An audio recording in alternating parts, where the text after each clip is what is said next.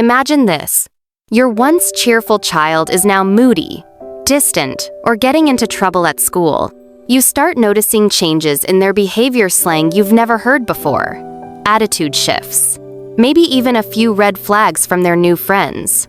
Your gut tells you, these kids aren't good for my child. But how do you step in without pushing your child away? How do you protect them without turning into the controlling parent they tune out? In this video, we're unpacking exactly what to do when your child picks the wrong friends and how to do it in a way that builds trust, not tension. Why friends matter more than you think. Between the ages of 9 and 18, a child's peer group can become more influential than their parent. Friends shape how kids talk, dress, think, and make decisions. In fact, research shows that teens are more likely to copy risky or harmful behavior when it's modeled by friend 7 when they know it's wrong. But here's the twist. Trying to ban or control friendships often backfires. It can lead to secrecy, rebellion, and even stronger loyalty to that friend group. So the goal isn't control its influence. Influence rooted in trust, connection, and emotional safety. Spotting the red flags. Not all wrong friends look like trouble on the outside. Here are subtle signs a friend may be having a negative influence on your child. Your child becomes secretive or hides their phone when you walk in. Sudden drops in grades or new school complaints. Using sarcasm or dismissiveness when you bring up values or responsibilities. Imitating behavior or language that feels off or out of character. Frequent comparisons like, well, they get to do it. Defensiveness when you ask about the friend. It's not about policing every friendship, it's about noticing patterns. Why parents often handle this wrong. Let's be honest, most of us go straight into fix-it mode. Stop hanging out with them.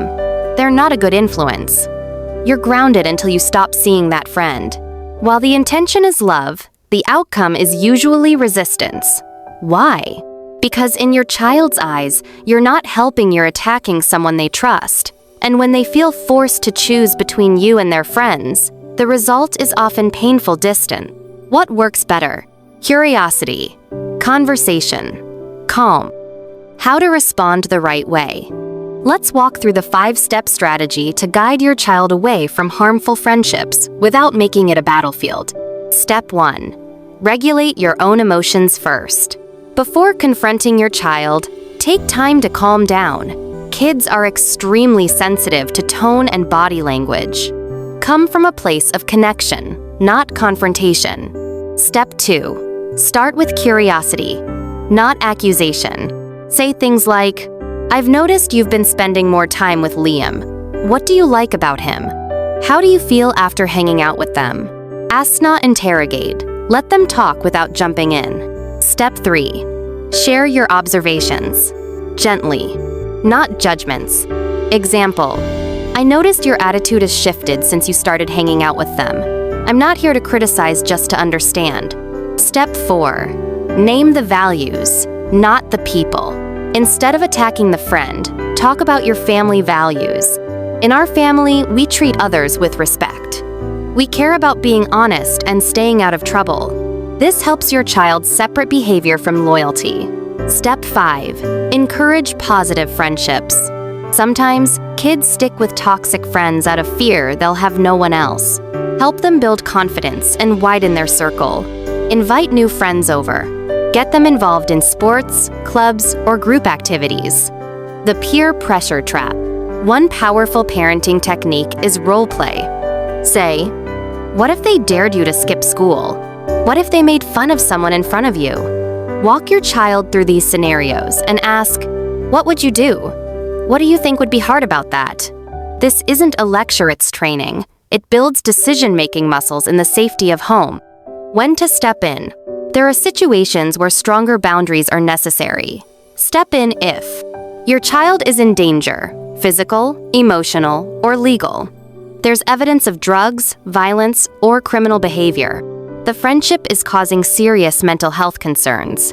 But even then, involve your child in the process. Say, I love you too much to stay silent. This isn't about controlled, it's about keeping you safe.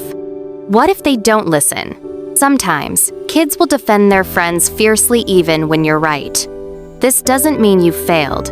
It means you've planted a seed. Trust the slow work. Keep the communication door open. Be their anchor, not their jailer. Many kids come back weeks or months later and say, "You were right, I just didn't want to hear it then." Your child's friendships will shape so much of who they become, but so will your relationship with them. You are their compass. And even when they seem distant or defiant, they're still watching you, listening, learning. By choosing calm over control, presence over punishment, you give them what no peer group ever can: unconditional safety, emotional strength, and the quiet confidence to choose better.